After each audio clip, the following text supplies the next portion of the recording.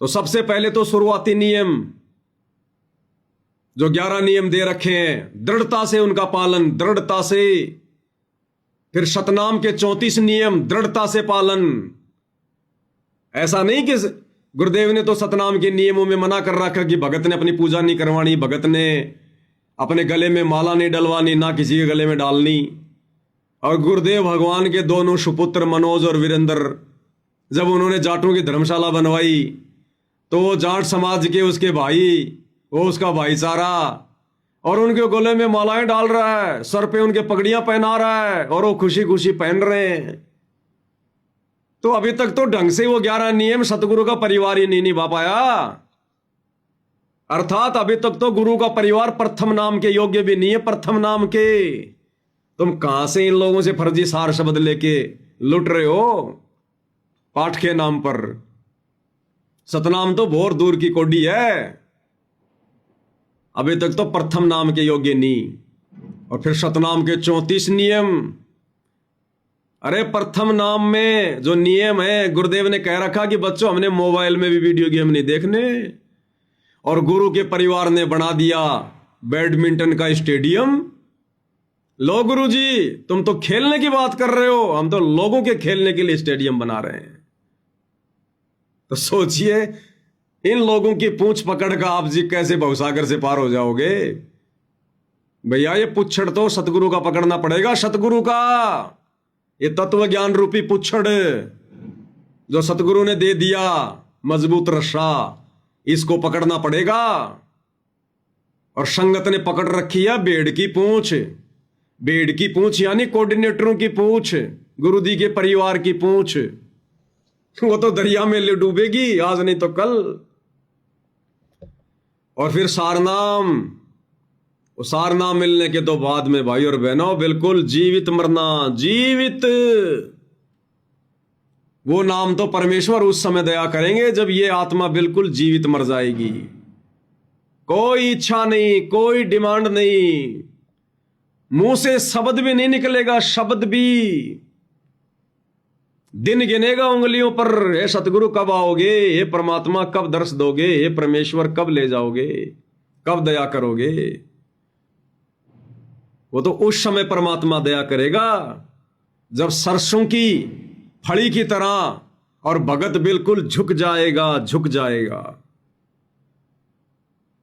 और अभी ये जिन जिन को सारनाम मिल गया इन आश्रमों में, अरे पहले तो झुके हुए थे थोड़े बहुत, सतनाम तक तो ये लोग झुके हुए थे, और सारनाम मिलने के बाद तो बिल्कुल ऐसे हो गए क्रिसमस के पेड़ की तरह, बिल्कुल ऐसे बबूल के पेड़ बन के खड़े हो गए। सतनाम तक थोड़ी बहुत मर्यादा थी, और जैसे इन्होंने फर्जी सारनाम लिया इन आश्रमों में, सारे के सारे उस्ताद बन गए। तो बस मिल गया हमें जो मिलना था, सारनाम ही तो चाहिए था, बस मिल गया हमें, अब बाढ़ में जाओ, कुछ नहीं। अब उसके लिए परमात्मा फिर क्या कहते हैं भाई और बहनों? कामी क्रोधी लालची इनसे भक्ति न होए, भक्ति करे कोई सूरमा जात वर्ण कुल खोए। जिन जिन लोगों को सारनाम मिल चुका है 2014 बरवाला कांड से पहले सतगुरु रामपाल जी भगवान से, या फिर 2014 बरवाला कांड के बाद सतगुरु रामपाल जी भगवान के कलयुगी परिवार से, इन फर्जी सतलोक आश्रमों से, दास भाई और बहनों 1% की तो कह नहीं सकता, बाकी 99% सार नामधारी, सार शब्दधारी, इन लोगों को काल ने बुरी तरह से विषय वासनाओं में जकड़ रखा है, काम वासना में जकड़ रखा है बुरी तरह से। बहुत सारे महापुरुष तो ऐसे हैं जो सार नाम लेने के बाद में रमेणियां करते हैं, जो सार नाम लेने के बाद तो शादी करते हैं, रमेणी करते हैं सार नाम के बाद। तो अभी ओरिजिनल सार नाम की तो भगवान ने किसी को छींट भी नहीं लगने दी, छींट भी। उसके लिए तो परमात्मा क्या कहते हैं? कामी क्रोधी लालची इनसे भक्ति ना होए। अरे जो काम वासना में लिप्त है, जो क्रोध में लिप्त है, तो मार दूंगा, आजा मेरे सामने, भक्तों के ऊपर जो लोग मुकदमे करने में लगे हुए वो क्रोधी की श्रेणी में है, वो तमोगुणी है। जो भक्तों पर मुकदमे करते फिरते हैं वो तमोगुणी, वो क्रोधी है। कामी क्रोधी लालची, इनसे भक्ति ना होए। और भक्ति करे कोई सूरमा। सूरमा कौन है? जो अपने गुरु जी के वचन पर दृढ़ता से डट गया कि मैंने तो मेरा मोक्ष करवाना है, मैंने तो मेरा आत्म कल्याण करवाना। बाढ़ में जाओ ये दुनिया। वो माता बहनें बिल्कुल दृढ़ता से स्थिर हो जाएंगी कि मैं कोई बच्चे पैदा करने की मशीन नहीं हूं। आज से पहले तो मुझे ज्ञान नहीं था, इसलिए मैं बच्चे पैदा करने की काल प्रेरणा से मशीन बनी हुई थी। मैंने तो अपना आत्म कल्याण करवाना, आत्म कल्याण। स्त्री हो या पुरुष हो, मर्यादा नियम सबके लिए बराबर है। तो कामी क्रोधी लालची, इनसे भक्ति ना होए। गुरुदेव कहते हैं ये तो भक्ति कर ही नहीं पाएंगे। अब बताओ कैसे सार नाम मिल जाएगा उस कामी क्रोधी लालची को? क्या सतगुरु को दिखाई नहीं दे रहा? क्या सतगुरु बालक है, सतगुरु बच्चा है जो ऐसी आत्माओं को मूल मंत्र देगा? कभी नहीं, कदापि नहीं। जीव गलती कर सकता है, परमात्मा नहीं। तो ये तो रिहर्सल चल रही है। सतगुरु आत्मा को, जीव को अपनी औकात से परिचित करवा रहे हैं, अपनी औकात से कि तुम कितने लायक हो इन मंत्रों के, तुम कितने योग्य हो अभी। तो कामी क्रोधी लालची, इनसे भक्ति ना होए। ये भक्ति कर ही नहीं सकते, कर ही नहीं सकते भक्ति। सतगुरु की वाणी भाई अमर वाणी है, कोई जुठला नहीं सकता माई का लाल संसार में इन वाणियों को। तो बताओ, जो भक्ति नहीं कर सकता, जो व्यक्ति काम वासना में है, जो क्रोध में है, यानी तीनों गुणों का जिसके ऊपर प्रभाव है, रजोगुण का, शतोगुण का और तमोगुण का, गुरुदेव कहते हो भक्ति कर ही नहीं पाएगा। और या तो सार नाम लेने के बाद में काम वासना में धस रहे हैं। तो सोचिए सतगुरु ने उनको सार नाम दिया क्या? अरे सार नाम तो बहुत दूर की बात है। गुरुदेव भगवान तो कहते कि सतनाम मिलने के बाद में विषय वासना शांत हो जाती है। अगर आपने सतनाम का मर्यादाओं में रहकर जाप करना शुरू कर दिया तो कुछ ही दिनों में काम वासना दब जाएगी। सतनाम के सुमरण बिना और मिटे न मन का दाग। जब हमारे विकार शांत होंगे तब परमात्मा उस मूल मंत्र की दया करेगा। ये सतनाम इसलिए तो दिया जाता है, अपने विकारों पर कंट्रोल करें, रिहर्सल करें, गुरु की वाणियों पर चलने की। नित्य नियम क्यों बना के दिया? इतनी वाणियां क्यों सुनाते हैं गुरुदेव रोजाना? कि बच्चों इन पे अमल करना पड़ेगा। एक एक वाणी पर अमल करना पड़ेगा। एक एक वाणी पर तुमने चलना पड़ेगा।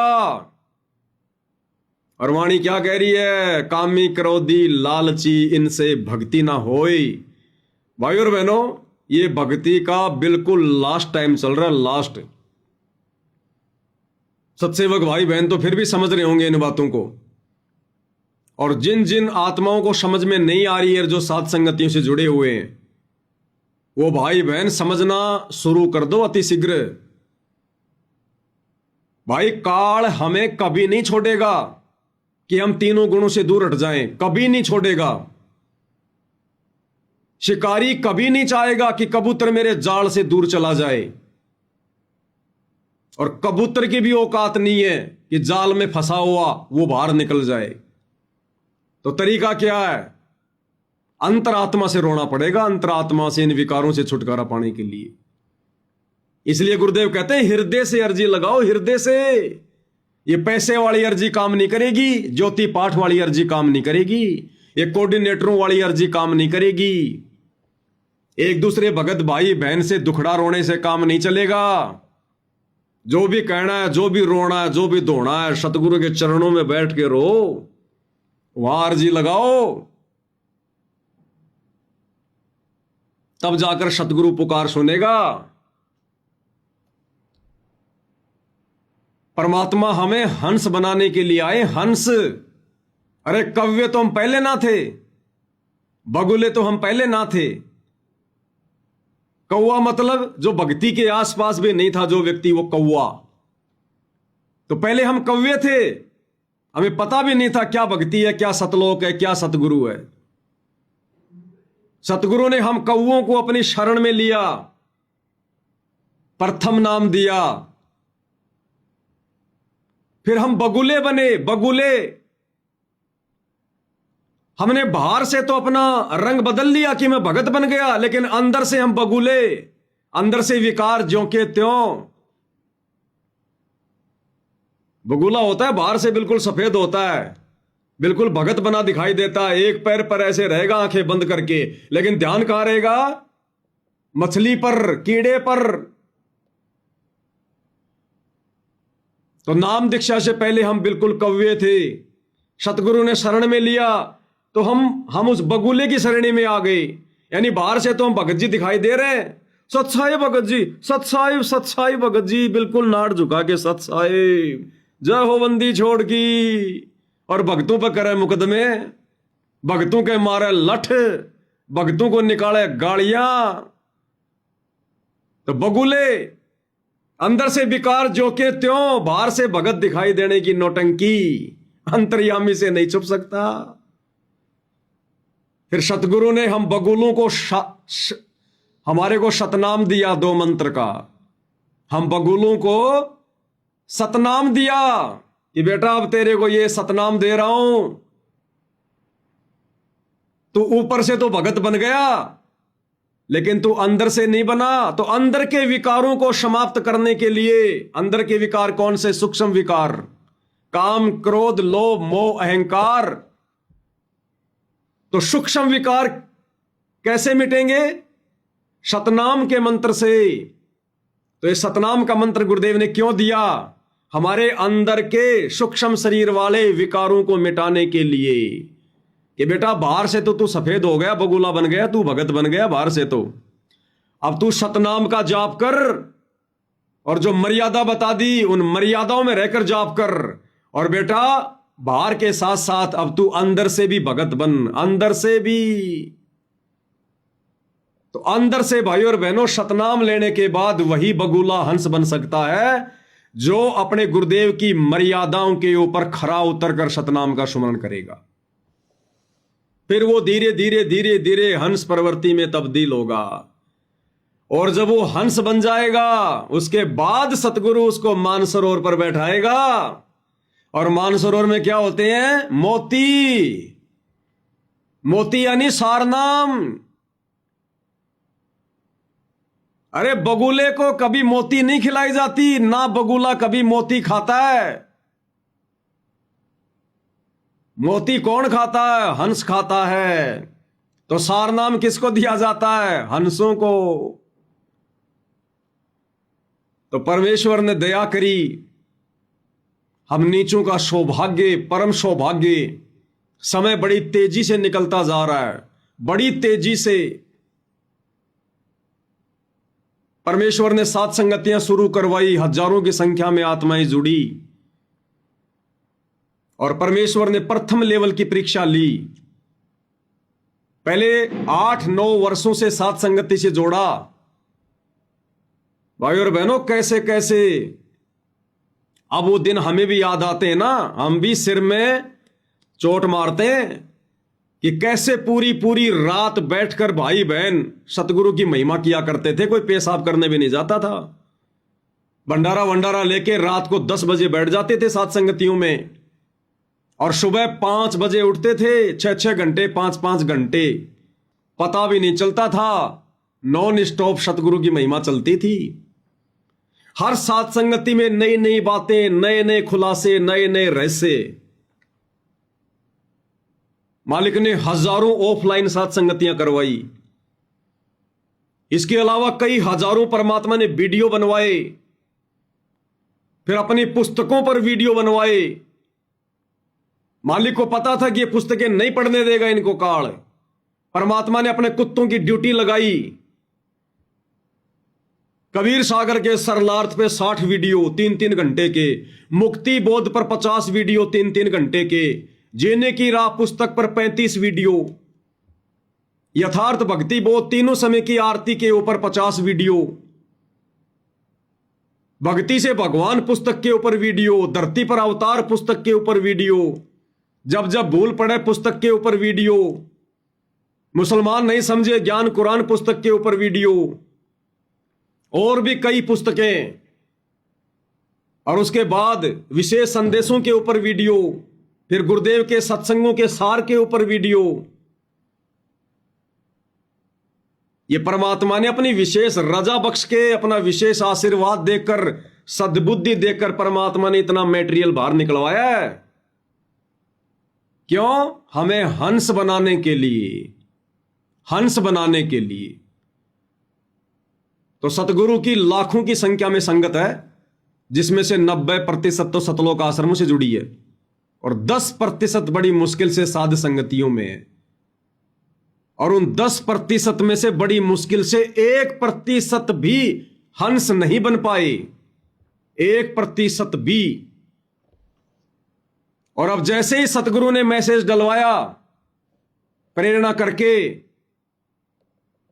कि भैया अब आज के बाद में 15 अक्टूबर 2025 के बाद में साध संगति में केवल उन्हीं आत्माओं की एंट्री होगी जो आत्माएं हंस दशा में आ चुकी हैं, जिन्होंने सतगुरु के आशीर्वाद से और मर्यादित भक्ति से विषय विकारों पर कंट्रोल प्राप्त कर लिया है। जीव की औकात नहीं है, सतगुरु के आशीर्वाद से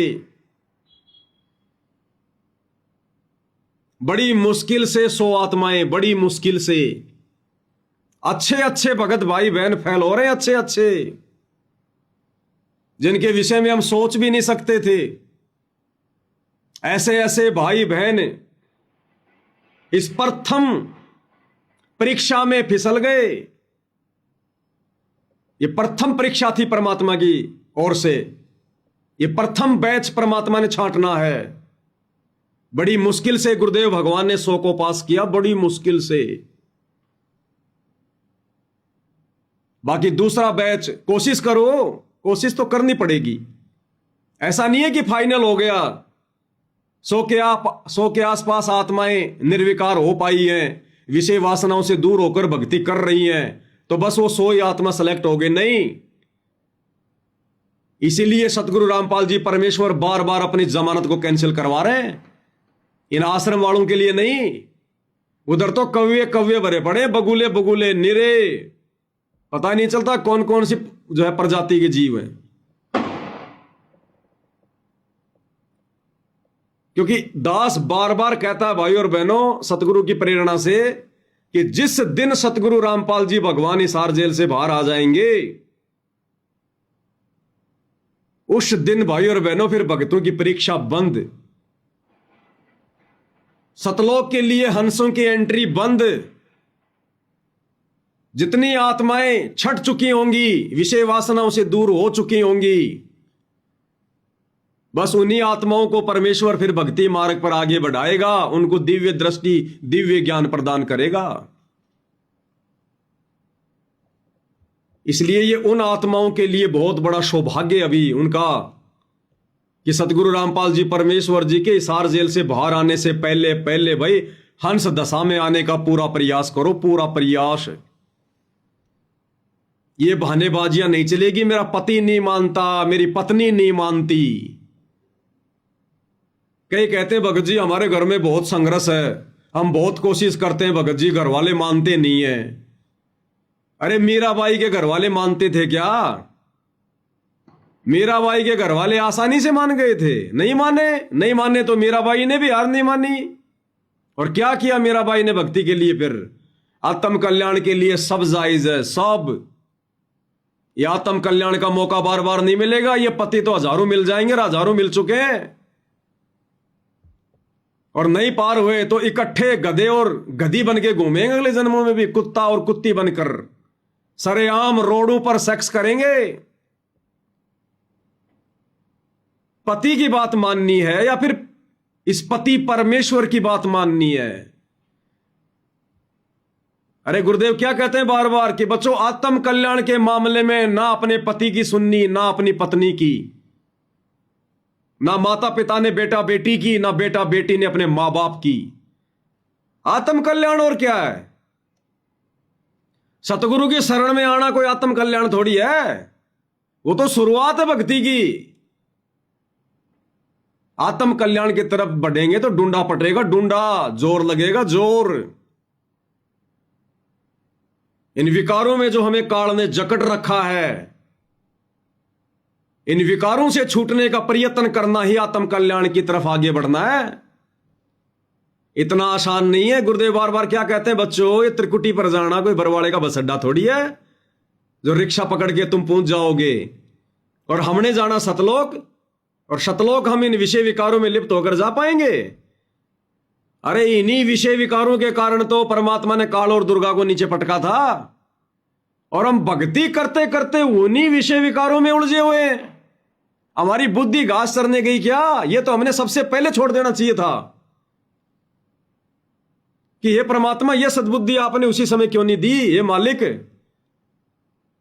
हमारी खोपड़ी में कौन सी वो गंदगी भरी हुई थी जो परमात्मा हमें समझ में नहीं आई?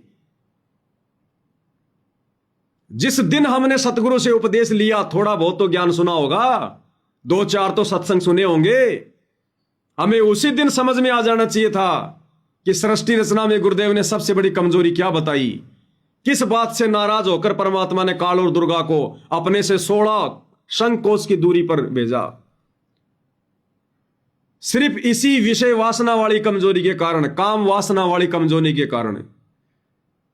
अन्यथा परमात्मा हमें सतलोक से नीचे नहीं पटकता।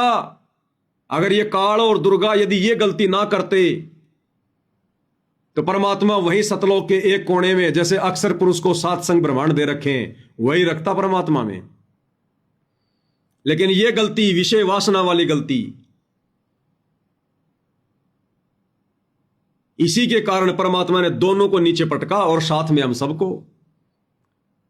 और हम वापस सतलोक जाने की सोच रहे हैं और उस कुक्रम में लिप्त हैं। भैया संघर्ष तो मीराबाई ने किया था, इसलिए आज उस बहन का नाम है। आज कोई भी माता बहन, चाहे सात संगति से जुड़ी हो, चाहे आश्रमों से जुड़ी हो, अगर ज्ञान हो गया, बात समझ में अगर आ गई, तो फिर वो बहानेबाजी नहीं कर सकती कि भगत जी बहुत संघर्ष है, घर वाले नहीं मानते हैं। ये मीराबाई का सत्संग परमात्मा ने क्या पकोड़े उतारने के लिए दिया था कि पकोड़े भी उतारते रहना और मीराबाई की कथा भी सुनते रहना? सत्संग में जाना मीरा ना छूटेरी, हाय चाहे जड़ के मरो संसार। मनोरंजन के लिए सुनाई थी गुरुदेव ने कथाएं। हमारे को नींद नहीं आ रही थी जो गुरु हमें लोरियां सुना रहा था कि बच्चा सो जा, ले मीरा का शब्द सुनाता हूं। इस दिन के लिए, हंस बनाने के लिए कि कल को अपने सतगुरु के आगे मत रोना, मत दौड़ना, संघर्ष कर। सतगुरु ने तुझे रास्ता दे दिया, चलना खुद पड़ेगा। मीराबाई का उदाहरण दे दिया। मीराबाई को क्या आसानी से भक्ति करने दी थी? पूरा समाज उसके खिलाफ हो गया था, देवर उसकी जान का दुश्मन बन गया था, मारने के उसको कई यत्न किए गए, जहर देकर, तलवार हाथ में लेकर, क्या क्या नहीं किया गया उस बहन के साथ में। लेकिन उसने हिम्मत नहीं हारी, दृढ़ रही कि भक्ति नहीं छोड़ सकती, चाहे जड़ का मरो संसार। इस संसार में आते सारे रिश्ते नाते, बेटा बेटी, माता पिता, पत्नी, भाई बंधु, रिश्तेदार, सब ये संसार में आते हैं, चाहे जड़ का मरो संसार। लेकिन हमारे अंदर इतनी हिम्मत ही नहीं है, हम दृढ़ होना ही नहीं चाहते। घर छोड़ के निकल गई थी वो बाई, घर छोड़ के, आज से 500 550 साल पहले। और किसी रिश्तेदार के घर पर नहीं गई थी, किसी भगत के घर पर नहीं गई, परमात्मा का नाम लेके निकल गई कि परमात्मा मालिक तेरे नाम पर निकल रही हूं। अगर मेरी कहीं बेइज्जती हुई तो तेरी बेइज्जती है। लेकिन थी अपने नियम धर्म पर, अपने कर्म पर। अगर जरा भी मर्यादाओं में उकचुक हो गई, जरा भी मन में दोष आ गया, सतगुरु कुछ भी मदद नहीं करेगा, कुछ भी सहायता नहीं करेगा। और आजकल तो घर छोड़ के भी जाने की जरूरत नहीं है, संघर्ष तो करो, थोड़ा हिम्मत तो करो। परमात्मा जानता हम कितनी हिम्मत कर सकते हैं, हमारे अंदर कितना क्या ब्योत है। इसलिए गुरुदेव कहते हैं नालायकों कभी हृदय से बैठ के अर्जी तो करो, तुम्हारा तो उतने में काम बढ़ जाएगा। कभी बैठ के मालिक के चरणों में रो धो और संघर्ष करो। शरीर तुम्हारा है, तुम्हारे पति का कोई अधिकार नहीं है इसके ऊपर कि वो तुम्हारे साथ जबरदस्ती करे। दोनों के अधिकार बराबर हैं, दोनों के अधिकार बराबर। तुम्हारी मर्जी से वो तुम्हें छू भी नहीं सकता अगर तुम दृढ़ हो जाओ तो कि भैया आत्म कल्याण करवाना है और तूने करवाना तो तू भी सुन सत्संग। और परमात्मा से अर्ज करो, नहीं तो जालिया बिगड़ली बात, बिगड़ली है बात। ये पहला बैच तो निकल गया, अब इसमें भी कई गिरेंगे नीचे। इसमें भी अगर कोई धोखाधड़ी में होगा, अगर कोई छल कपट में होगा, नीचे गिरेगा। सतगुरु नहीं संभालेगा बिल्कुल भी।